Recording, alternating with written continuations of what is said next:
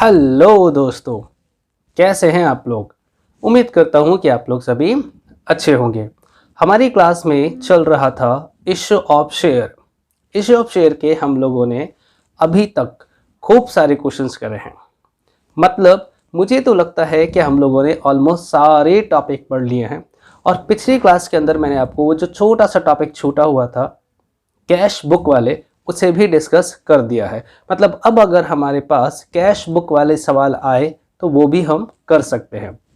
वैसे जिन बच्चों ने पिछली क्लास ईमानदारी से लिया है, जिन बच्चों ने पिछली क्लास ठीक से पढ़ा है और घर जाकर उसके होमवर्क ट्राई किया है, तो यकीन मानना वो कैश बुक के सवाल को as compare to previous chapter, बाकी जितने चैप्टर टॉपिक थे, बाकी जितने हमारे पास टॉपिक थे उनके मुकाबले कैश बुक वाले सवाल ज़्यादा आसान होते हैं। यस, क्यों सर? एंट्रीज हाफ हो जाती है। नॉर्मल सवाल में अगर हम 8 एंट्री करते हैं तो कैश बुक वाले सवाल में सिर्फ 4 एंट्री होती है, क्योंकि कैश या बैंक वाली एंट्रीज तो डायरेक्ट कैश बुक में ट्रांसफर हो जाती है। नॉर्मल एंट्रीज में हम लोग 13 एंट्री या 14 एंट्री करते हैं तो इसमें 7 एंट्रीज हो जाती है। तो ये सवाल ज़्यादा आसान है। हाँ, ये और बात है कि हमें कैश बुक बनाना पड़ता है, बट स्टिल ये टॉपिक ज़्यादा आसान था। खैर, एनीवे, आज की क्लास का जो हमारा टॉपिक है वो लास्ट टॉपिक है इस चैप्टर का। यस, इस चैप्टर के आखिरी क्लास है आज, और हम आज डिस्कस करेंगे बैलेंस शीट के बारे में। यस, हम डिस्कस करेंगे बैलेंस शीट के बारे में।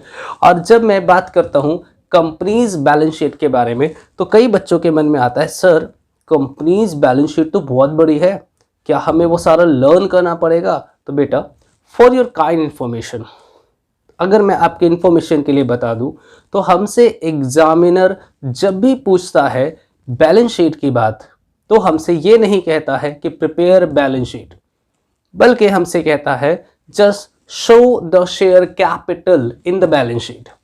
मतलब शेयर कैपिटल को बैलेंस शीट में कैसे दिखाना है, कैसे दिखाएंगे।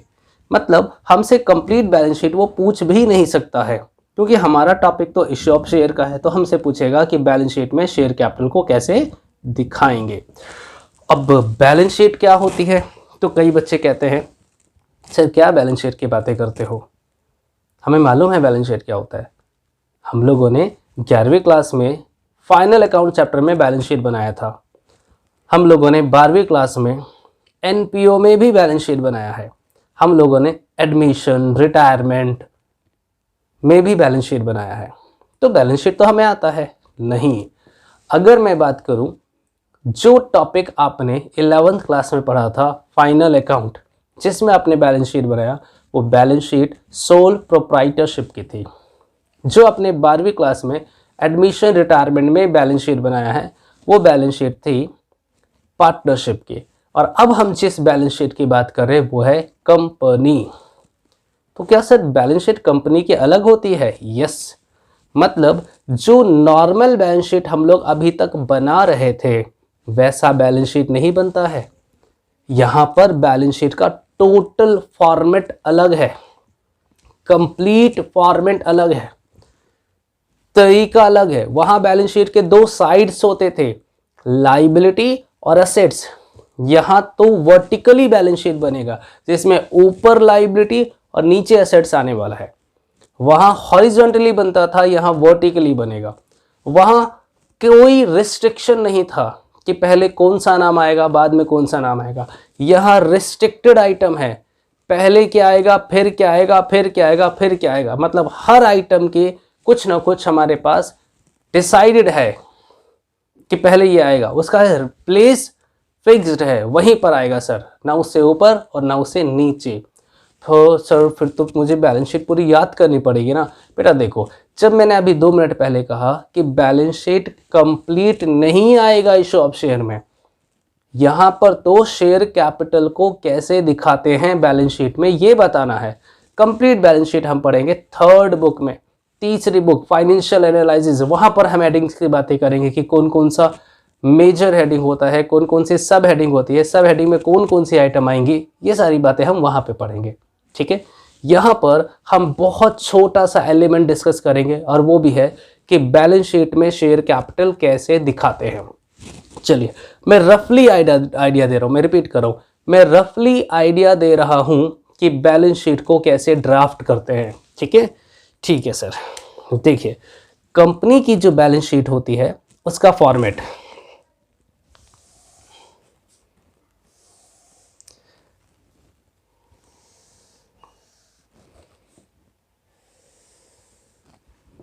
ये है कंपनीज बैलेंस शीट।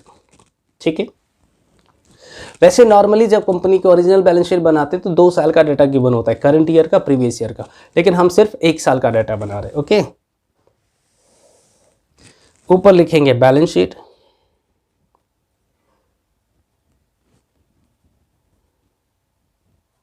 जैसे हम पहले लिखा करते थे एज ऑन, जो भी डेट होगा, लाइक 31 मार्च 2020। ठीक है जी, यहां लिखते हैं पर्टिकुलर,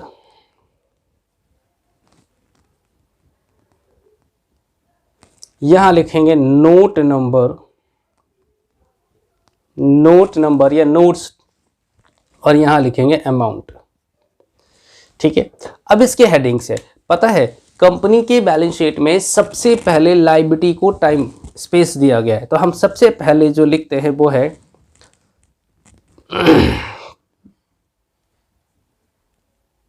इक्विटी एंड लायबिलिटी। ये हेडिंग नहीं, साइड्स है, इक्विटी एंड लायबिलिटीज। ठीक है, इसमें सबसे पहले जो मेजर हेडिंग डालता है वो शेयर होल्डर फंड है, शेयर होल्डर फंड, ये मेजर हेडिंग है, शेयर होल्डर फंड। इसमें आएगा शेयर कैपिटल, शेयर कैपिटल, ये हमारा सब हेडिंग है। इसमें शेयर कैपिटल के बाद आता है equity share capital, preference share capital. दूसरा आएगा reserve and surplus, reserve and surplus, जिसमें ऑल टाइप्स ऑफ रिजर्व डालते हैं। ठीक है, इसके अलावा और भी ढेर सारी आइटम है, जैसे इसमें आएगा कैपिटल वर्क इन प्रोग्रेस। ठीक है, जैसे आएगा application money received, pending allotment, etcetera etcetera. But हमारे काम की चीज़ें नहीं है, इसलिए हम सिर्फ यही दिखाने वाले हैं। इसके अलावा एक और मैं आपको मेजर हेडिंग लिख देता हूं, जिसका नाम है non current liabilities. Non current liability ये मेजर हेडिंग है। इसमें आते हैं नॉन करंट लाइबिलिटीज के different types of name, like debenture, like public deposit, loan from bank, secured loan, unsecured loan, ये सारी। और तीसरा जो मेजर हेडिंग है वो है करंट लाइबिलिटी, करंट लाइबिलिटी। इसमें हम अपने सारे करंट लाइबिलिटीज डालते हैं। फाइनली हम इसे टोटल कर देंगे। ठीक है, दिस इज ए। असेट्स की बात करें तो असेट्स में सिर्फ 2 ही मेजर हेडिंग है, एक का नाम है non current assets, non current asset, this is a major heading. अब इसमें हम लिखेंगे अपना फिक्स्ड असेट्स। ठीक है, इसके बाद दूसरा मेजर हेडिंग आएगा हमारे पास करंट असेट्स, करंट असेट्स, ये भी मेजर हेडिंग है। इसमें हमारे पास आता है कैश एंड कैश इक्विवेलेंट, मतलब कैश एंड बैंक एक्सेट्रा। इसमें आएगा स्टॉक, मतलब ट्रेड रिसीवेबल एक्सेट्रा। ठीक है, अब ध्यान से देखो, ये जो मैंने बैलेंस शीट बनाया है, इस बैलेंस शीट में मेरे काम की चीज़ क्या है? आई रिपीट, मेरे काम की चीज़ क्या? जब हम कंपनी का क्वेश्चंस करेंगे, आप इशू ऑफ शेयर के क्वेश्चंस की बात करो तो उसमें एक मैक्सिमम कितने नेम आते हैं? तो सर आपको पता चलेगा कि एक तो बैंक का नाम आएगा, एक सिक्योरिटी प्रीमियम का नाम आएगा और एक कैपिटल का नाम आएगा। इसके अलावा और कोई नाम आता है क्या? सर एप्लीकेशन का नाम आता है, अलॉटमेंट का नाम है, फर्स्ट कॉल का नाम है, सेकंड कॉल। अरे भाई रुको रुको रुको, एप्लीकेशन से एप्लीकेशन कट जाता है। जितने से हम एप्लीकेशन को डेबिट करते हैं उतने से क्रेडिट करते हैं, वापस में कैंसिल आउट हो जाता है। अलॉटमेंट से अलॉटमेंट कट जाता है, फर्स्ट कॉल से फर्स्ट कॉल। मतलब उन 13-14 एंट्री को अगर हम मर्ज करें, मिक्स करें, तो एक एंट्री बनता है, वो भी शेयर इन्वेस्ट करने की, और एंट्री बनेगा bank account debit to share capital, अगर पार पे है। या bank account debit to share capital to security premium अगर प्रीमियम पर है। तो हार्ड एंड फास्ट 2 या 3 नाम आते हैं। तो मेरे सवालों में जब भी हम सवाल करेंगे तो मेरे काम की चीज होगी एक तो शेयर कैपिटल, एक सिक्योरिटी प्रीमियम जो रिजर्व एंड सरप्लस में डालेंगे, और एक cash and cash equivalent bank, बस। तो मतलब कोई भी इश्यू ऑफ शेयर का क्वेश्चन उठाओगे तो उसमें यही 3 आइटम हमारे काम की है। तो फिर हमारा सवाल कंप्लीट बैलेंस शीट बनाने के लिए कैसे बोल सकता है? कंप्लीट बैलेंस शीट बनाने के लिए तो मुझे नॉन करंट लायबिलिटी की जरूरत पड़ेगी।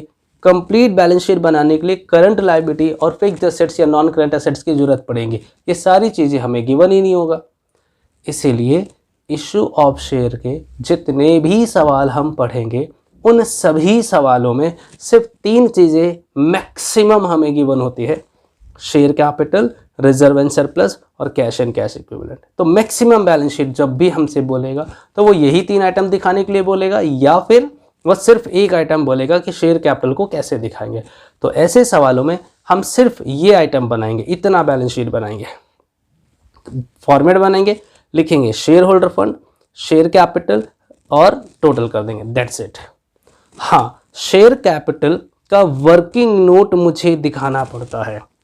क्या है वर्किंग नोट? आइए देखते हैं। हम बनाएंगे एक छोटा सा वर्किंग नोट, और ये कंपलसरी वर्किंग नोट है, ठीक है बेटा। याद है आपको जब मैंने आपको अंडर सब्सक्रिप्शन करवाया था, अंडर सब्सक्रिप्शन, तो मैंने आपको डिफरेंट टाइप्स ऑफ कैपिटल बताए थे, याद है आपको? Yes sir. तो हम वो सारे टाइप्स यहाँ लिखेंगे। नोट नंबर, जो भी नोट नंबर होगा 1, जिसमें लिखेंगे शेयर कैपिटल, शेयर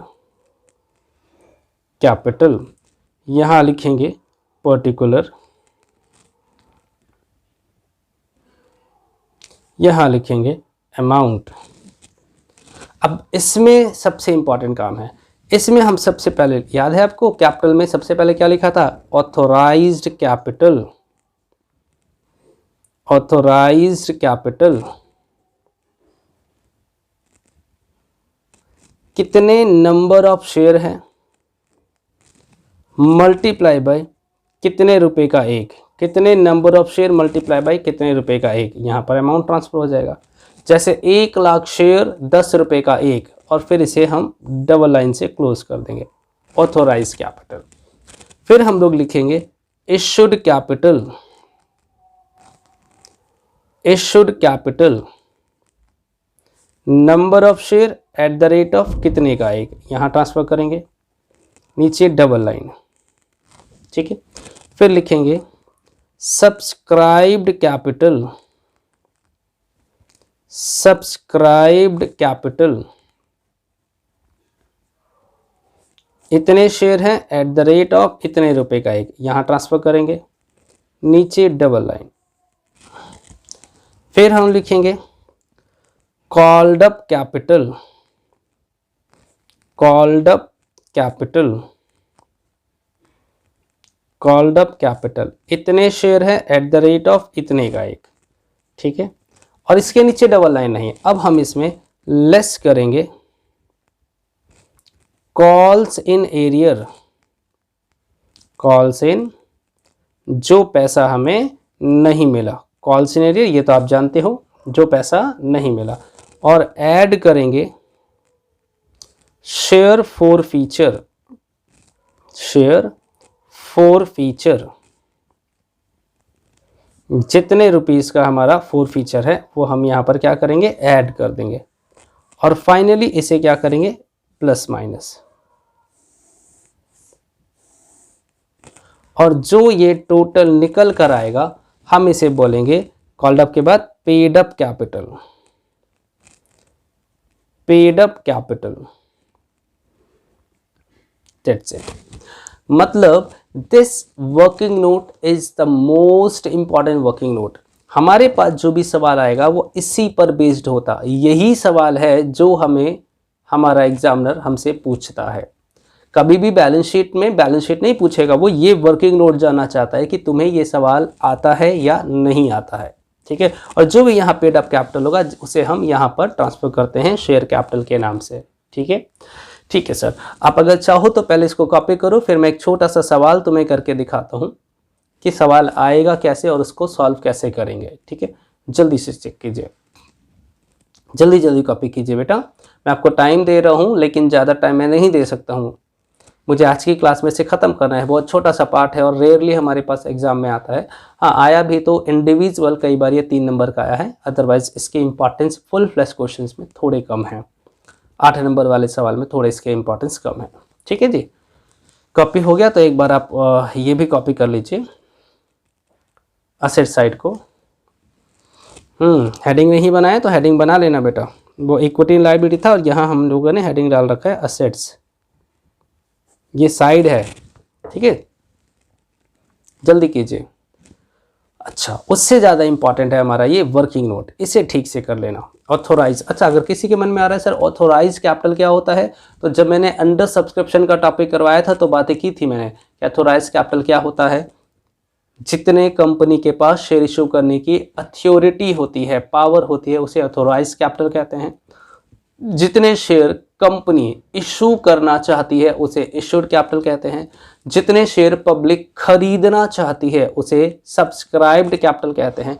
जितने पैसे कंपनी मांगना चाहती है उसे कॉल्ड अप कैपिटल कहते हैं। और जितना पब्लिक पे करती है उसे पेड अप कैपिटल कहते हैं। ठीक है, ये सारी बातें हम लोगों ने अंडर सब्सक्रिप्शन के टॉपिक को स्टार्ट करते समय करवा दिया था।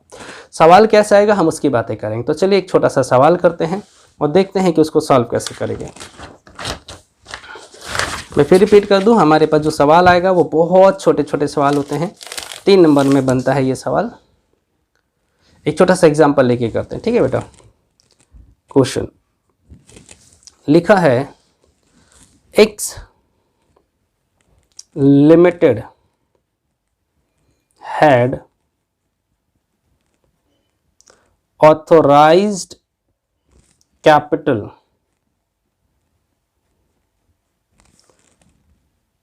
$10,000 share of rupees 10 each. X Limited had authorized capital 10,000 share of rupees 10 each, in which company issued 8,000 share to the public,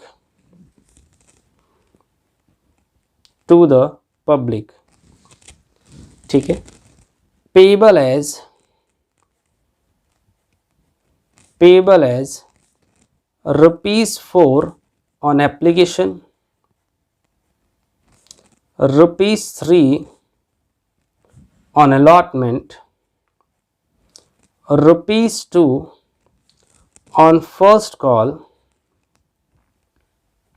₹1 on final call,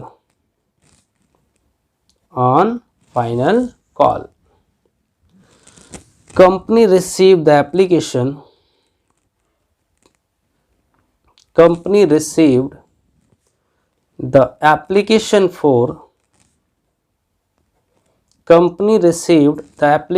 for 7,500 share. अच्छा पहले ये बताओ ये अंडर सब्सक्रिप्शन है या ओवर सब्सक्रिप्शन। सर ये under subscription है, हम बेचना चाहते हैं 8,000, पब्लिक ने एप्लीकेशन दिया 7,500 के लिए, it's called under subscription. Company called application, allotment and first call. Final call has not been made.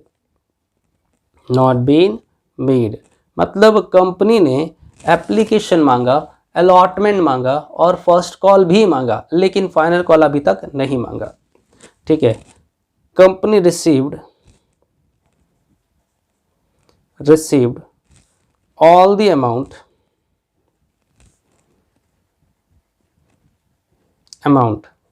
except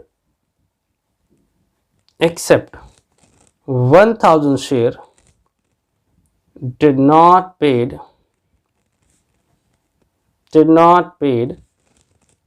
first call.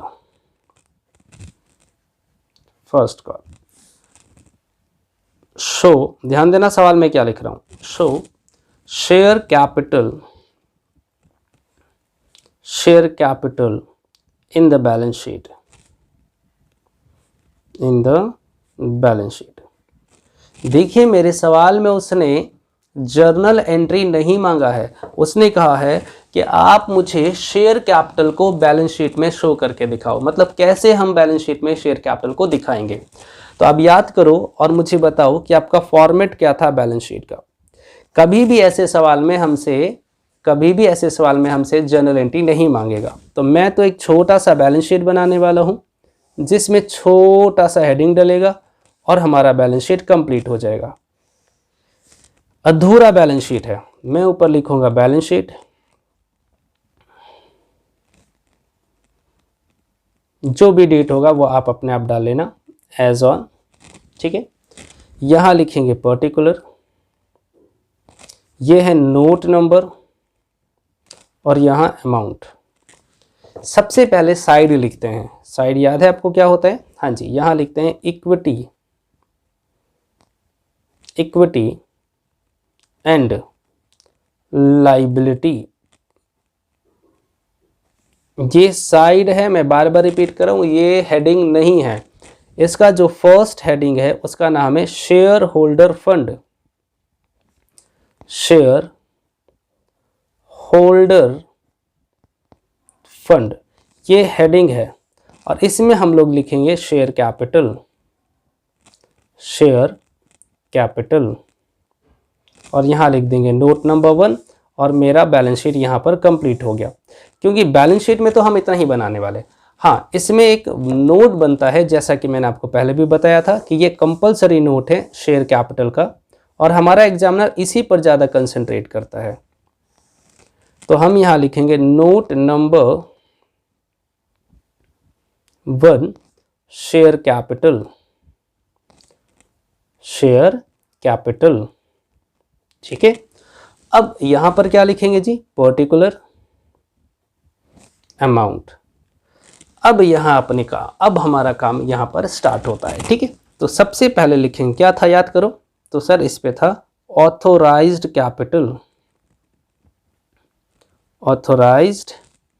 Capital, और सारी इंफॉर्मेशन आपको आपका सवाल बताएगा। देखिए क्या लिखा है, X limited had authorised capital, कितने शेयर है, 10,000 ऑफ रुपीज 10 ईच। तो लीजिए, इससे ये तो पता चल गया कि हमारा ऑथोराइज कैपिटल है 10,000 at the rate of 10 each, 1 lakh. तो 1 लाख हमारा क्या आ गया, ऑथोराइज्ड कैपिटल, नीचे डबल लाइन, ठीक है। इसके बाद हम लोग क्या लिखते हैं, इशूड कैपिटल कितना है, ये सवाल आपको खुद बताएगा, दिमाग बिल्कुल भी नहीं लगाना। बस आपको ये ध्यान रखना है कि ऑथोराइज के बाद क्या आएगा, इशूड के बाद क्या आएगा, सब्सक्राइब, फिर कॉल्ड अप, फिर पेड अप।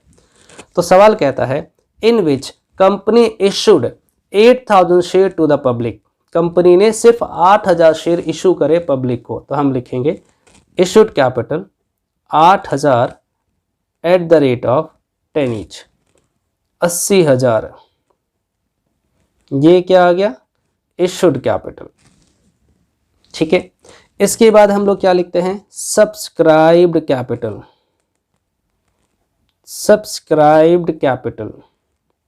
पता लगाओ पब्लिक ने कितने शेयर मांगे।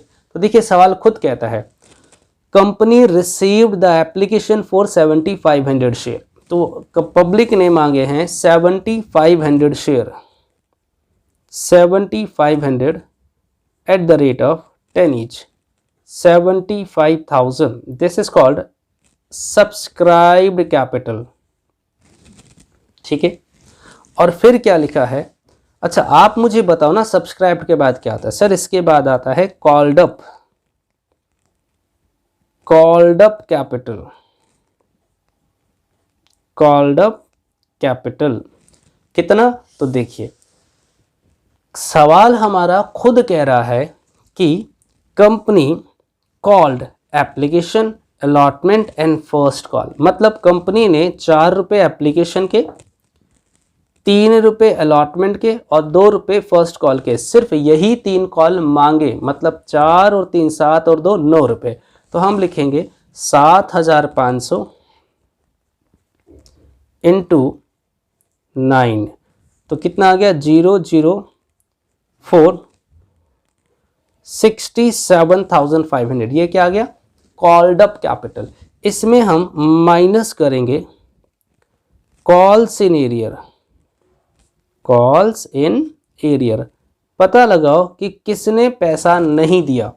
तो बेटा देखो सवाल ये भी कहता है company receive all the amount except 1000 share, 1000 share पर did not paid first call. First call कितने का था 2 रुपये का, फर्स्ट कॉल कितने का था 2 रुपये का, तो 1000 पर 2 रुपये के हिसाब से नहीं मिला, तो कॉल सिनेरियर में लिखेंगे 1000 शेयर पर 2 रुपये के हिसाब से 2000 रुपये नहीं मिला, तो कितना मिल गया, ये मिल गया 65,500, this is called paid up capital, paid up capital. लीजिए, और यही पेड अप कैपिटल कहाँ ट्रांसफर करेंगे, ये जो हमने बैलेंस शीट बनाया यहाँ पर 65,500 और टोटल भी आ जाएगा 65,500, दैट्स इट।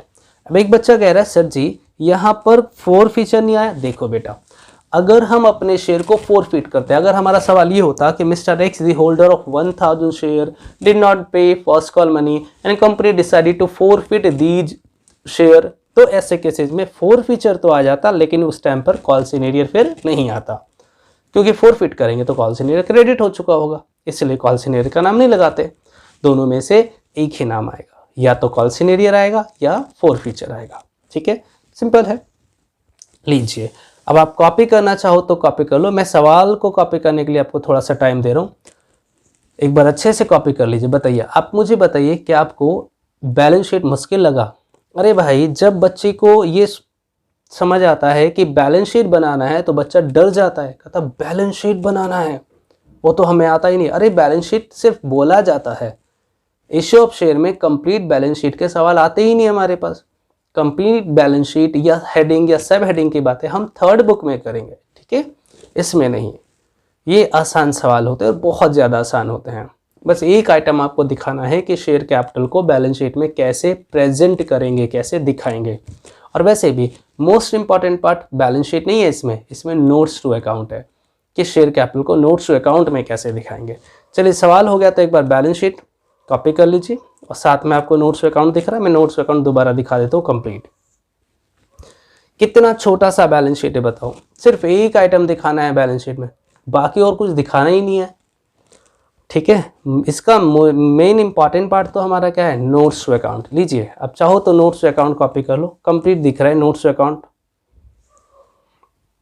ठीक है, इतना सुंदर सवाल। अच्छा, एक बच्चे ने मेरे से ये भी पूछा, सर एक बात बताओ, यहाँ तो आपने सवाल ऐसा ड्राफ्ट करा जिसमें authorised, issued, subscribe, called up सब अलग अलग था। अगर मान लो कंपनी में ऑथोराइज कैपिटल 10,000 है और सारे के सारे इशू कर देता है, तो हम अलग अलग भी लिख सकते हैं, ऑथोराइज 10,000, इशूड भी 10,000, या ऐसे लिख सकते हैं ऑथोराइज्ड एंड इशूड कैपिटल। ठीक है, ऑथोराइज्ड एंड इशूड कैपिटल तो भी चल जाएगा। ये दूसरा तरीका, सर अगर मान लो इशूड हमारा 8,000 है और सब्सक्राइब्ड भी 8,000 है, फुल्ली सब्सक्रिप्शन, तो क्या करेंगे, तो हम इसको अलग अलग भी लिख सकते हैं, इशूड भी 8,000, सब्सक्राइब भी 8,000, या ऐसे लिख सकते हैं इशूड एंड सब्सक्राइब कैपिटल, एक ही लाइन में लिखेंगे इशूड एंड सब्सक्राइब्ड कैपिटल 8,000 से। ठीक है, बाकी मेरे हिसाब से तो अलग अलग लिखो, ज़्यादा कन्फ्यूजन नहीं होगा। ठीक है ना, ये भी 10,000 है, ये भी 10,000 है, ये भी 10,000, ये भी 10,000, क्या फर्क पड़ता है, 1 लाख 1 लाख 1 लाख 1 लाख माइनस कॉल सिनेरियर 10,000 90,000 आ जाएगा। जो भी सवाल होगा वो तो सवाल आपको खुद बता देगा। ठीक है, चलिए कॉपी कर लिया अगर आपने, तो हमारे टीएस अग्रवाल में स्टार्टिंग के 2 सवाल बैलेंस शीट वाले हैं। तो आपका क्वेश्चन होगा question number 1 and question number 2, जो कि बैलेंस शीट का सवाल है टीएस अग्रवाल का क्वेश्चन 1 और 2 स्टार्टिंग के 2 सवाल ही या 3 सवाल एक बार देख लेना आप, 2 या 3 है, तो ये सवाल आप डेफिनेटली सॉल्व करोगे। तो चलिए आज हम इतना ही करते हैं, बाकी करेंगे अगली क्लास में। तब तक के लिए बाय, सी यू, टाटा, सब बखैर।